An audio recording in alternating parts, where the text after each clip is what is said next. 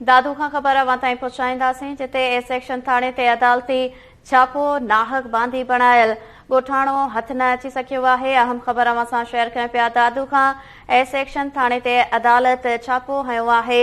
नाहक बांधी ॼाणायल ॻोठाणा हथ न आया आहिनि।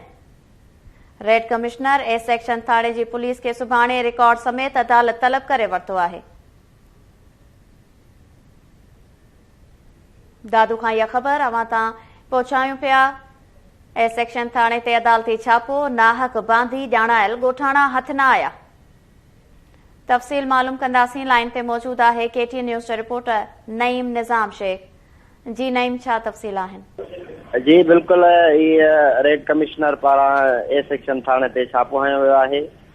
ॻोठ फोटो खान चांडियो जे रहवासी बाबर चांडियो सेशन कोर्ट में दरख़्वास्त दाख़िल कराए इल्ज़ाम लगायो त भाउ आता मोहम्मद ऐं इमाम अब्दुल सत्तार खे पुलिस पारां खंबे ए सेक्शन थाणे ते नाहक कैद कयो आहे। जिन डिसीजन जज जे हुकुम बाद फर्स्ट सिविल जज कमरान खान संडवेलो ए सेक्शन थाणे ते छापो हयो, पर मुगवी ॼाणायल जेके ॿ नौजवान अता मोहम्मद ऐं अब्दुल सत्तार हथ न अची सघिया आहिनि।